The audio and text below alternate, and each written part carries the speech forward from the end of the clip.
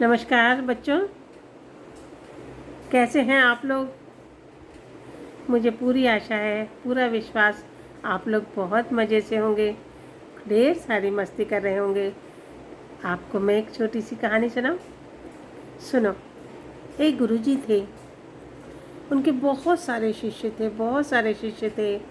और गुरुकुल में रहकर सभी लोग शिक्षा अध्ययन करते थे।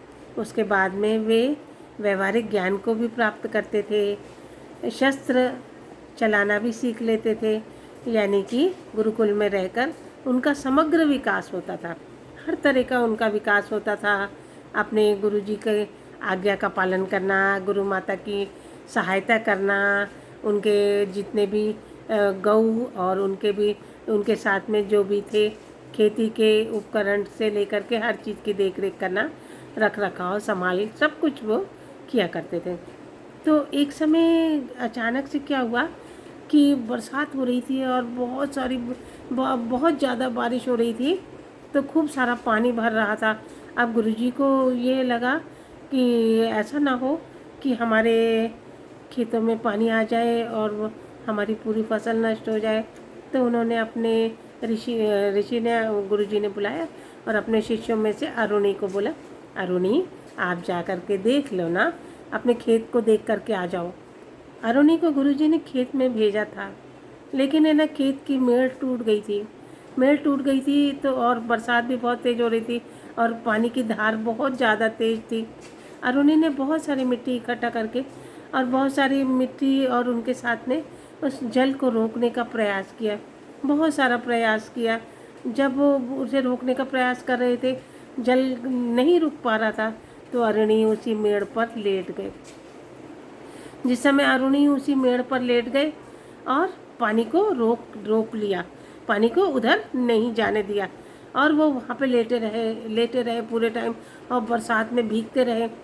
बाद में गुरुजी ने देखा सारे शिष्य आ गए हैं और अरुणी लौट कर नहीं आए। तब उन्होंने पूछा कि अरुणी अभी तक लौट कर नहीं आए।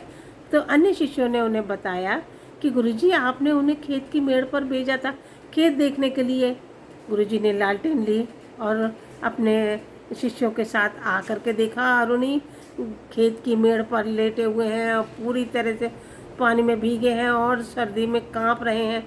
गुरुजी ने तत्काल उन्हें उठाया और अपना दुशाला उड़ाया और ले करके उनको और आश्रम में आए।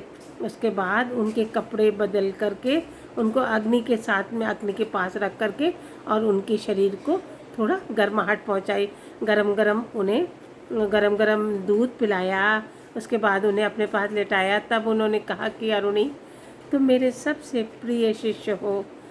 कहने का मतलब यह है कि अगर हमें गुरुजी ने, हमारे माता पिता ने अगर हमें कोई कार्य सौंपा है तो हमें उसको बहुत अच्छी तरह से संपन्न करना है, चाहे कितनी भी परेशानी क्यों ना आ जाए।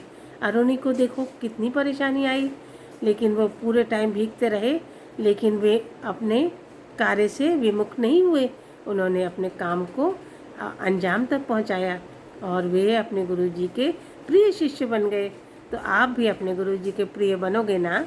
अपने माता, अपने पिता और गुरुजी के प्रिय बनना बहुत अच्छी बात है, और माता पिता और गुरुजी की आज्ञा का पालन करना हम सब का कर्तव्य है। पता है क्यों? इसलिए कि भजो घनश्याम भजो सीताराम भजो, माता पिता गुरुदेवा ब्रह्मा विष्णु महादेवा, भजो घनश्याम भजो सीताराम भजो।